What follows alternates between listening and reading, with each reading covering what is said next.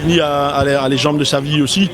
Et donc à partir de là, c'est plus facile pour tout le monde de se motiver, de se mobiliser et de travailler en équipe. Et je pense que c'est ce qu'on fait depuis le début du tour. Et voilà, bon, là la réussite, on a des chutes aussi, chacun un peu son lot de malchance. Aujourd'hui aussi, on l'a vu, toutes les équipes ont été un peu décimées dans les chutes. Et donc les sprints ne sont pas aussi carrés qu'on ne croit avec les trains disponibles dans le final. Mais je pense qu'au corps à corps aujourd'hui, il était le meilleur.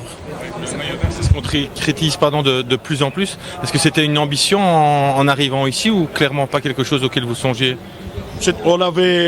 On envisage tout avant un Tour de France, mais le seul objectif c'était la victoire d'étape. Après, au fur et à mesure des sprints intermédiaires, on a vu qu'il était bien placé tout le temps, qu'il prenait des points, qu'il accumulait des points. Puis on a pris ce maillot vert et puis on se prend au jeu et on reparticipe au sprint, mais pour ça il faut qu'il ait les jambes. Et donc on discute avec lui tous les soirs. Qu'est-ce que tu penses? Ben non, je suis bien, je vais y aller, je vais prendre des points et on verra bien. Et après, au fur et à mesure des jours, on verra bien. On a quand même pas mal de points d'avance maintenant et donc on commence à y croire, mais il y a encore beaucoup de boulot.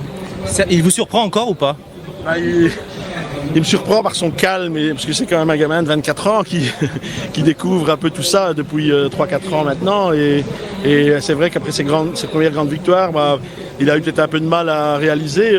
Quand sur une soirée, on reçoit 10 000 messages sur un téléphone après une victoire à Gary-Volgem, il faut retomber sur ses pattes. Mais je pense que voilà, ça a pris un peu de temps. Il a une famille super, il a un encadrement extraordinaire, des gens.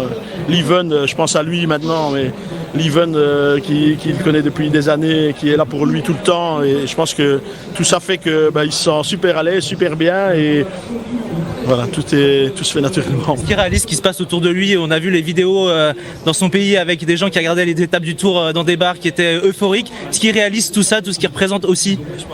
Il réalise, mais je pense qu'il reste concentré sur ce qu'il fait ici et réalisera vraiment quand il sera au milieu de tout ça à son retour. Mais avant ça, il y a encore les JO, il y a encore pas mal de choses. Et donc ça va être quelque chose quand il va rentrer au pays. On sent que vous avez encore du mal à réaliser ce qui vient de se passer là.